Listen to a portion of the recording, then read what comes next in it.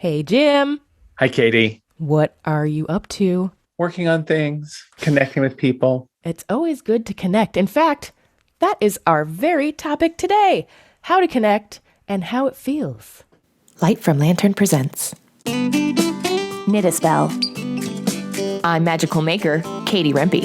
And I'm the maker of magic, James Devine. Join us as we stitch together the symbiotic relationship between crafting And the craft.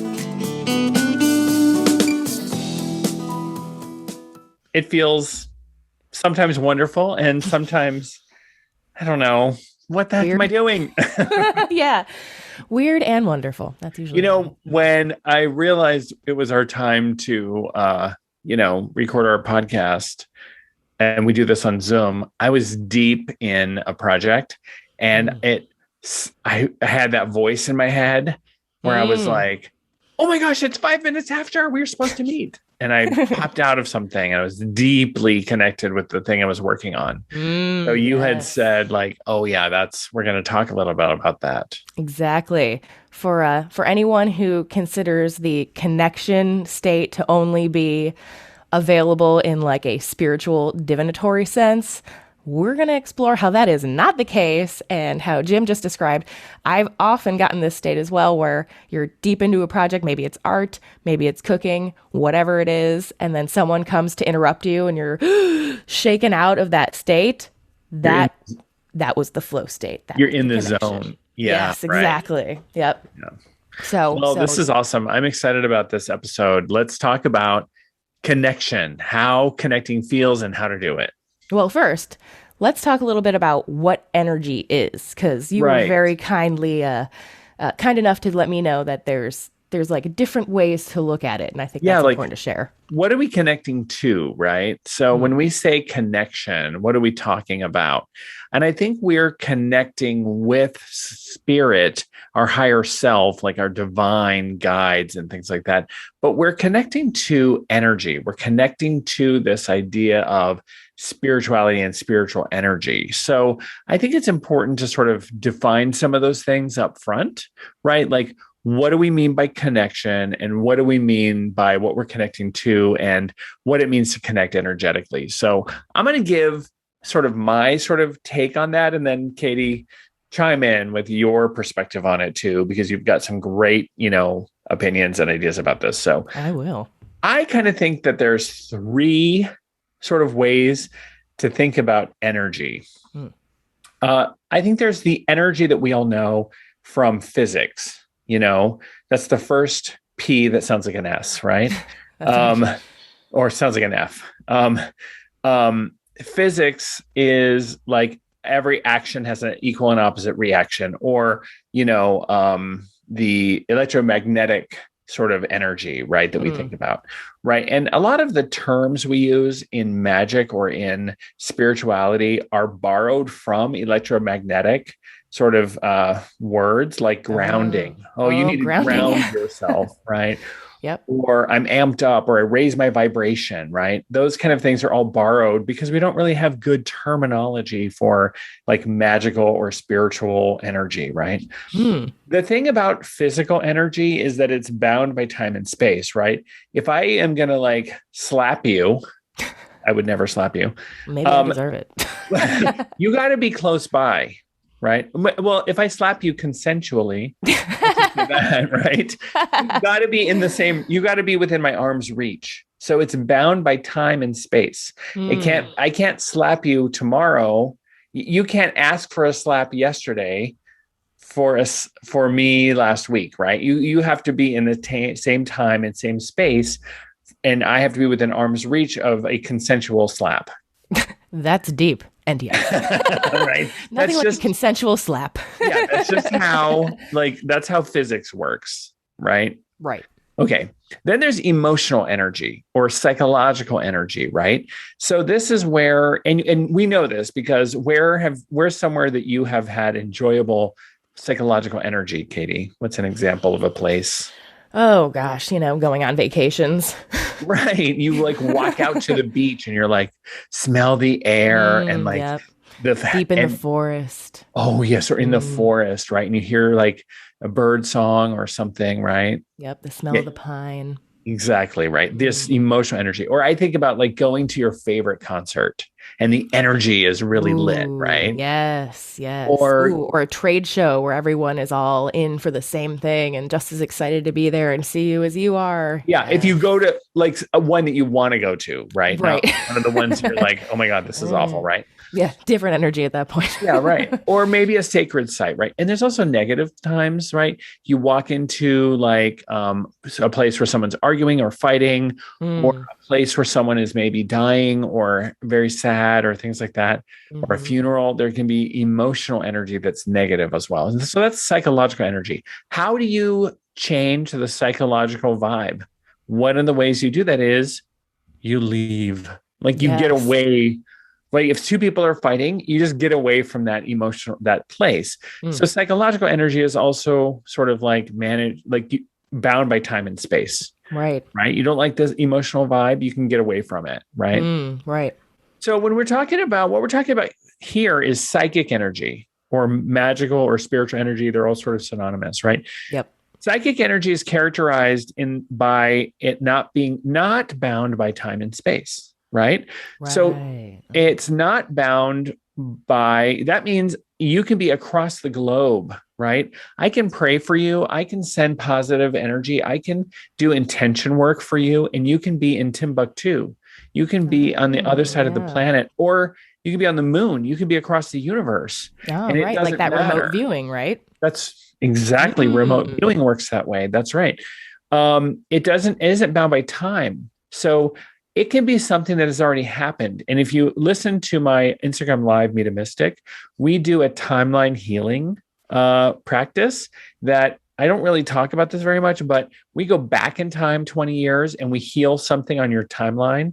I don't really talk about doing this specifically, but I'll talk about it here. We are actually legitimately healing something in the past. Yes, I have seen these and been a part of it. I can say that for real. Yes. It actually does heal your past and it affects your present. And Mm-hmm. so there are techniques where you can do timeline healing and you can heal your past, even though it's like, wait a minute, but that already happened. But we can do spiritual healing on your past and on your future. You can Mm. get wisdom from your future and you can heal your future before it happens. So this Yes. is spiritual energy. It can work outside of time and space. You can do a spell on someone for their outcome of their surgery or their whatever, even if it already happened. Mm.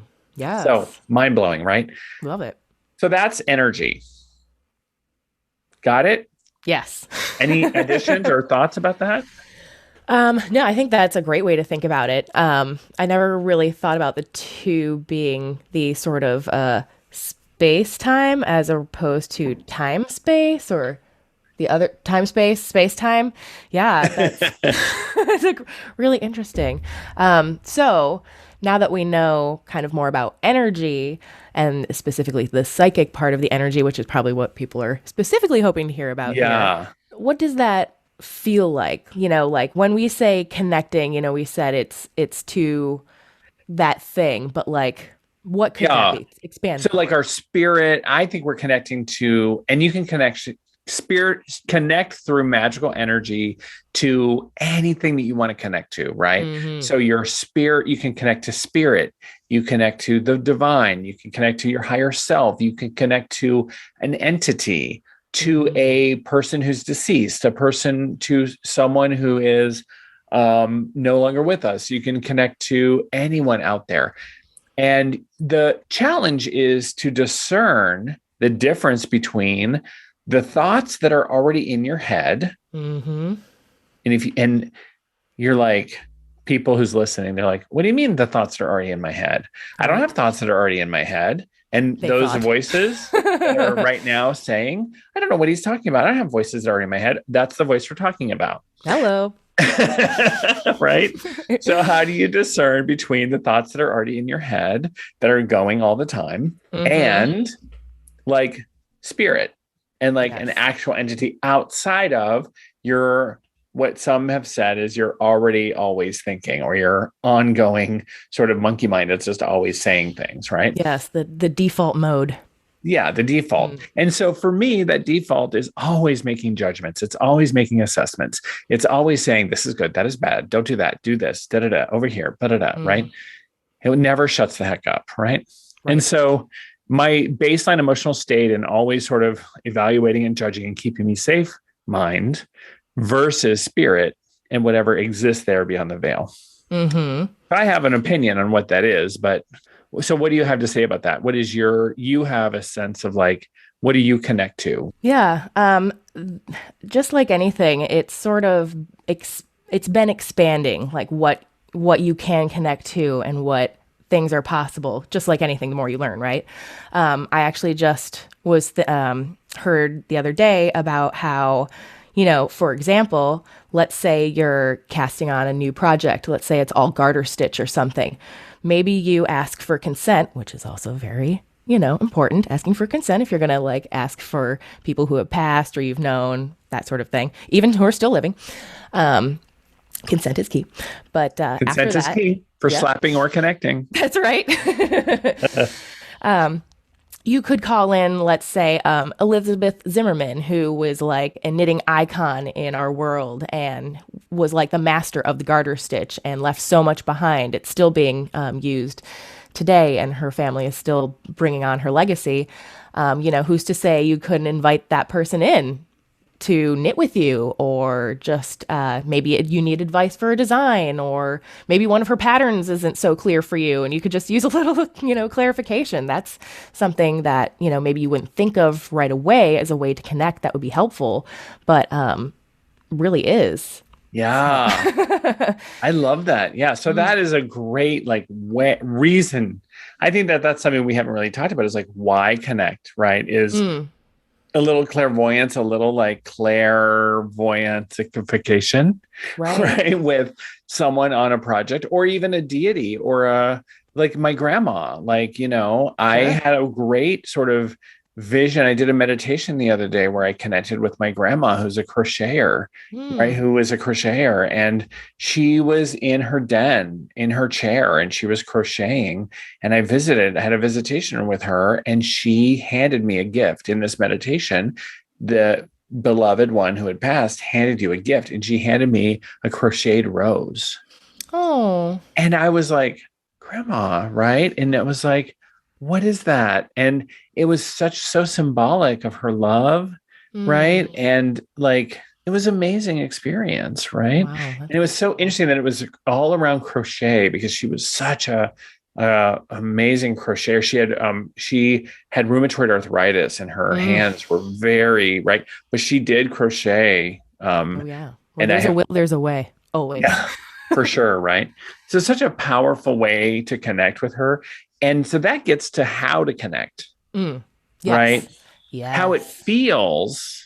It can feel many different ways. Like, I Mm-hmm. think connection can feel a lot of different ways. But for me, and you tell me if this is how, if you agree with this, Mm-hmm. I think the way how to connect is meditation.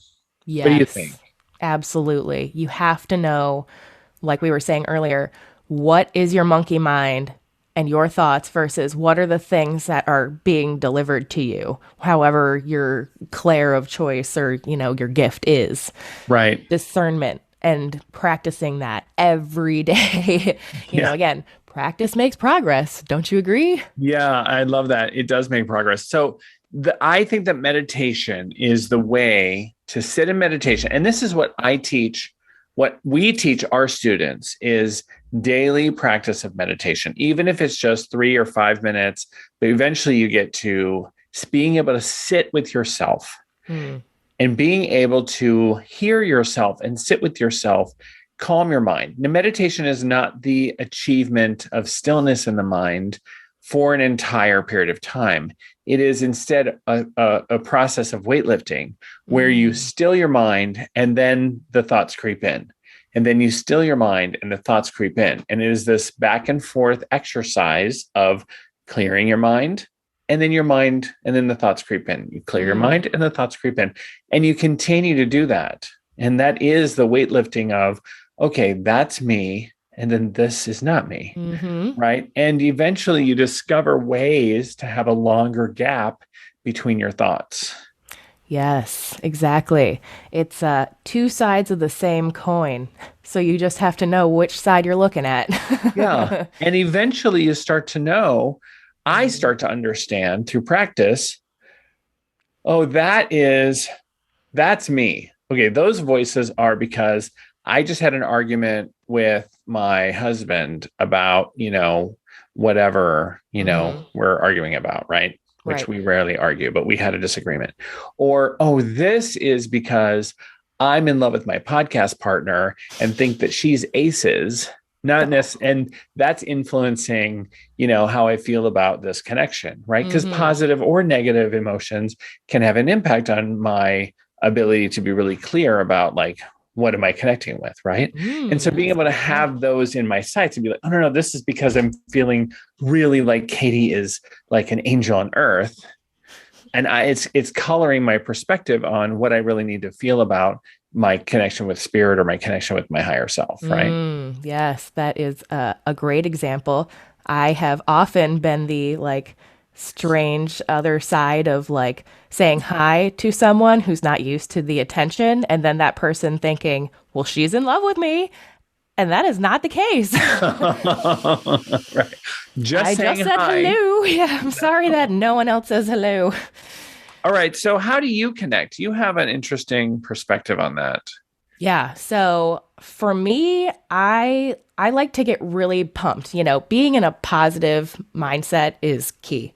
So I will sort of like put on whatever is musically related to the feeling I want to get to. And often that is like 90s pop.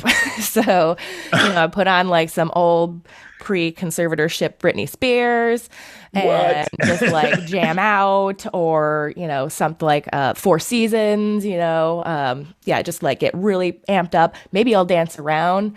I'll even like use my tuning fork to sort of like clear the energy.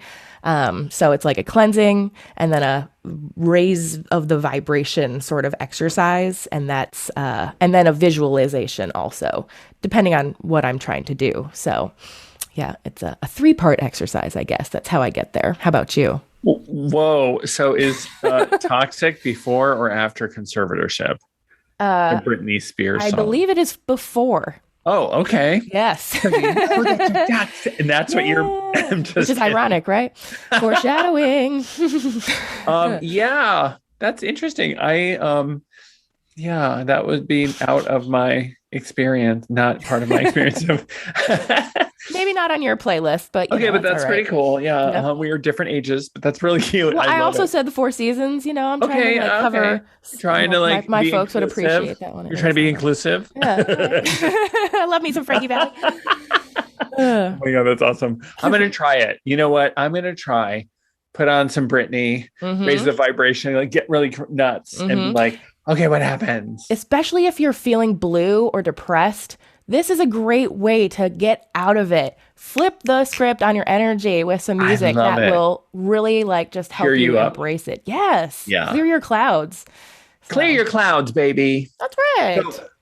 I can use my inner temple. So I have a whole process of going into an inner temple meditation, Mm. which is something that we teach in our tradition. Um, Like temple, like a and mind palace kind of a temple? yeah, we Not have a like the process. temples of your head, right? So we have a process where we help students build an inner temple, Hmm. and so it's actually a thing where you have a set sort of like place to go where you can do magical work in your Oh. mind's eye.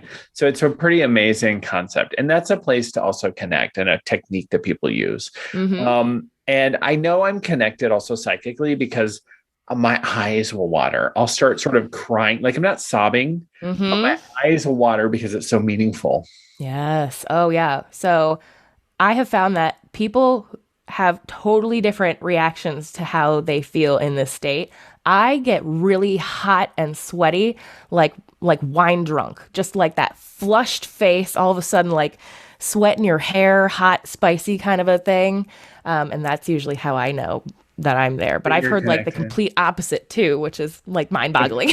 people will get cold or everything. Yeah. So Hmm. people, how does it feel to connect? is a whole thing of like, Mm-hmm. people get hot and sweaty, people get cold and clammy. I get like my eyes water from how meaningful it Mm-hmm. is, I probably right? like And that, hair raise. yeah, it Mm-hmm. is generally a really exciting and amazing experience to connect, Yes. right? Agree. To the magical realm. So, Mm-hmm. well, I'm excited to talk in the second half Yes. about how Really. to connect through making and Yes. sort of like connecting in other ways and sort of connection as a metaphoric sort of idea. Yes. This is where people will really realize it's very accessible and not just like, quote, woo. We'll jump into that in just a minute.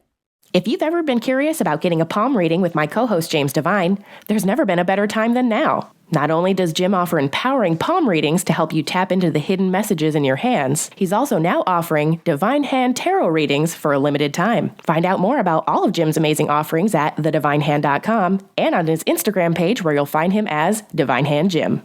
Hey Magical Makers, guess what? You can now get Sun and Moon yarn kits from uuyarns.com. That's EWE yarns.com. My Sun and Moon shawl features 2 different weights of yarn. A smaller version can be made in fluffy fingering, and a larger version can be made out of woolly worsted. Both of these 100% merino yarns are superwash, and the color combinations are amazing. I even worked with Heather at UU Yarns to pre-coordinate several color combos that I think you guys will love. Learn more in our show notes or check out the kit at uuyarns.com.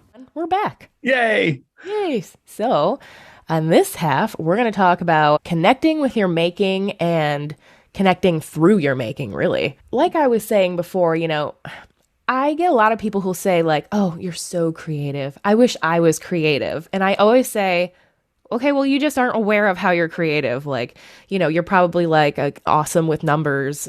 I can't even see numbers straight. So it's magical to me. Or, maybe you're really great at sales, like, oh, she has a magic tongue or whatever, it's just not perceived as being magical. Right. We have these ideas in our society that certain things are creative and other things are not creative. Mm-hmm. And human beings have always made things.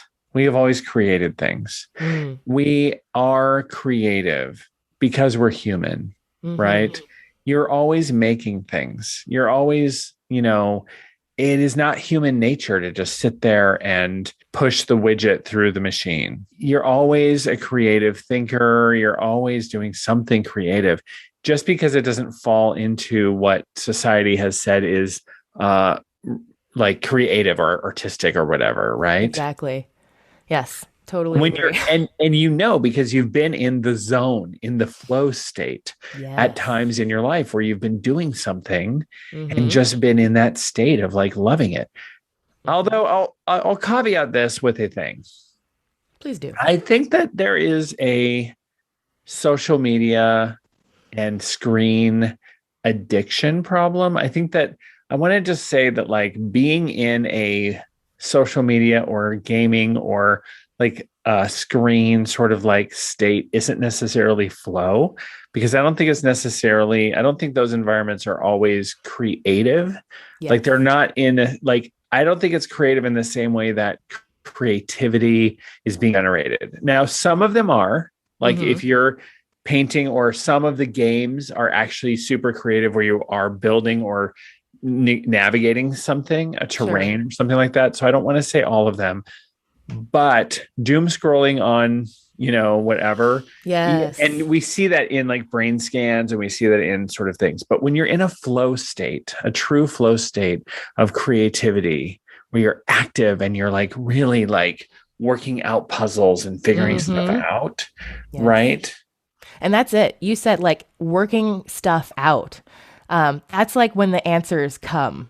For me, I get things very like plopped into my head. I'll just start thinking about something. I'll start thinking of a song, and then like I'll listen to the song, and the song has a lyric that is like, oh, that's the thing. That's the thing I needed to hear.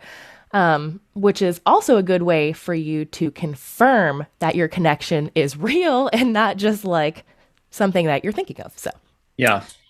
I did I once did this painting. My mom has it on her wall Hmm. of I was painting a ballerina underwater. It was this photograph series, and I was Ooh. doing an art class, sort of a copy of this ballerina photographed underwater in Hmm. oil pastel. And I started painting it, and it was, I don't know, 6 hours later. I had Wow. not eaten or used the restroom or anything. And I just Mm. sort of woke up out of it, and the painting was finished. And I was amazed that I just had worked on it for that amount of time. It's like the Yeah. best painting I've ever done.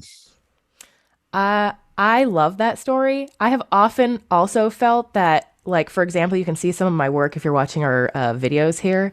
Um, these are the examples of good times I've been in the flow state. I have a lot of examples where I'm like, these are two different people who did these things. Like, this Yeah. is garbage.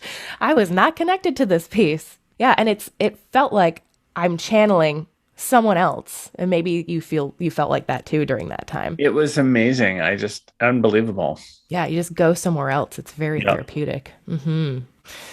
So that brings me to a way that I feel you can really connect to specifically your knitting or your making that's more fiber craft, that sort of thing. Yeah.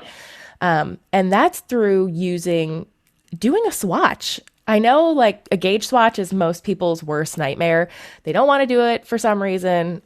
They feel like it's a waste of time and of material.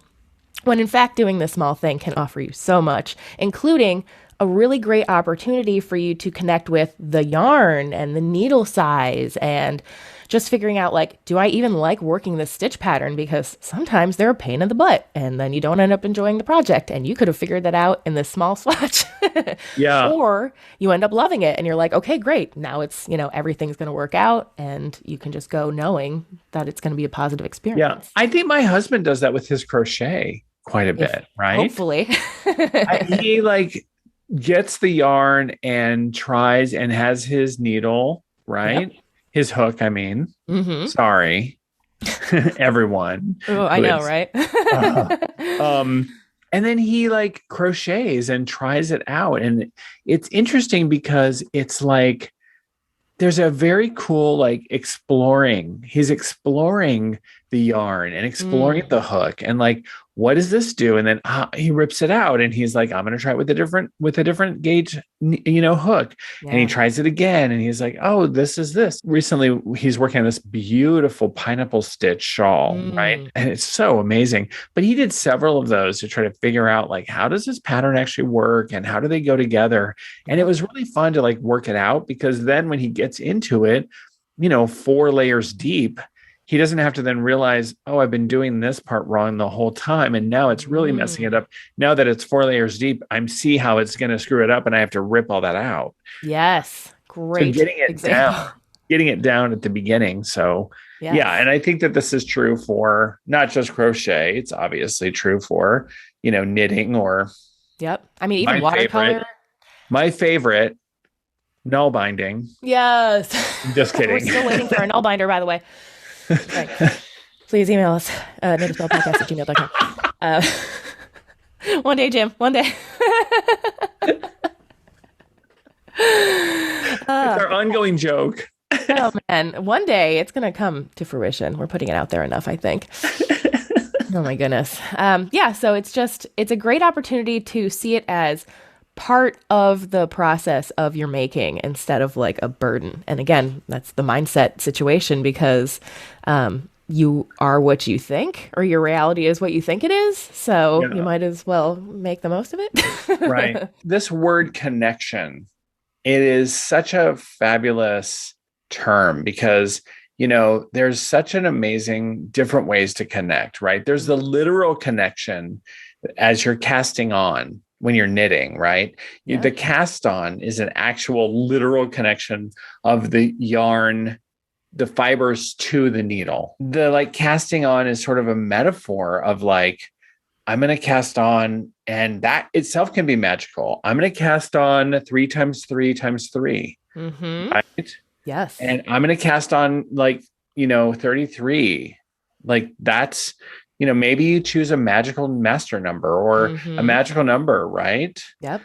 Maybe it's a 7. shawl where sorry, where like No, three little fringes come out each time, you know? You can, yeah, definitely get creative. That's the key, right? Trust your right. gut. So there's the connection to the piece itself. So you Mm. can connect. I think about the magical sort of things. Like maybe you connect to the piece because you're like, okay, so my husband is thinking about this green pineapple stitch crocheted, shawl. And I watch him connect to it because it's absolutely beautiful, Mm. right? It's this lace work, it's gorgeous. He keeps imagining he's connected to the piece itself Mm. by making it, by working at it, right? Yeah. I think he's connecting to it because he's imagining wearing it or imagining his Mm. mother maybe wearing it or his daughter or daughter Yeah. wearing it or different people. And so he keeps like imagining this piece and how it might be worn or who might wear it. Who knows where it's going to end up. Yeah. Oh, I mean, it's similar of like doing a prayer shawl or something. It's all of the intent that you put in there and connecting to it every time you go to it. And like you said, Right. maybe it's always at the same time to help you connect to a certain feeling or vibration. Hmm. Do you have any pieces that you own that you're connected to sentimentally? I definitely have some of those like acrylic crocheted blankets from my grandma that, have holes in them from the dog chewing them up and are way too small for me to actually like use. But like, I can't get rid of it. So that Grandma. I think that's another connection. I Yeah. think we can connect to pieces sentimentally, right? Mm-hmm. Oh, but pieces I've made personally? I mean, there's also that. Like you have a sentimental connection with pieces you've made too, right? So Certainly. I think there's the connection sentimentally to pieces. Mm-hmm. Yes. Talk about emotional, right? And I think I think that's an emotional connection. Is there a spiritual connection with pieces? What do you think? Sure. I mean, it's probably both. Again, two sides of the same coin, right? Mm. I think I have a spiritual connection with one of the pieces in my home because it's from, an ancestor, Mm. right? And it's a very large piece that lays over our bed in Mm. our, primary bedroom and just reminds me of my heritage, from the Mhm. through the Italian line. And it's, a knit bedspread. And it's a Mm. pretty amazing piece, right? Wow. I think we can connect to pieces for lots of different reasons. I mean, it's pretty fascinating the different ways we can connect I think we can connect because of the material too, right? Oh, yeah. I Like, mean, even our Magic of Fiber episode. right. Well, Yep. there's like, yeah, there are people who make quilts out of t-shirts or clothing from someone who's passed away, Yeah, smart. right? Hmm. Yeah, So for that can be a great honor. sentimental, like also a way to connect because of the material itself, Mm. right? Or Yeah. there's the funeral jewelry that where people take the hair of a departed loved one and they make it Mm. into really ornate, patterns in jewelry that you wear in a brooch or in a locket or in a ring. Have you seen that Yes. kind of thing? I have. I love those sort of things. So Hmm. macabre. Well, you know me, bones and teeth, so of course I Yeah, love that right. too, right? But I think yes, in the magic of fibers, we also talked about how Mandobug and others would weave Hmm. and would card Spin. and Yep. spin your beloved pet's fur and into the yarn. Exactly. But I also think it's interesting to look at sort of the flip side, the guilt connection, like another way of sort of discerning what serves you best and what doesn't, learning to kind of cut the cord in a way, or at least re-embrace it in a better way. Thank it for its service, as Marie Kondo would say, and then send it on its way. And send it on its merry way. Yes. Hmm. I think that's really important. And I think that there's a great concept of like maybe it's not possible to cut a cord, but you Mm. can transmute the cord or you can reclaim like you own the cord and the connection you have to things. And that when Mm. you own that cord, then you're able to say, I'm transmuting and healing this connection, which means it can now go to goodwill. Yes, that's empowering. Hmm. Yeah. I no longer need to keep this just because so and so gave it to me, or just because it's from somewhere, I can let it Yes. go. Mm-hmm. I And can that's pass it on. a great opportunity to sit with the piece and ask yourself why you feel like you have to keep it, and trusting the answer that comes. I don't even like it, it was a gift.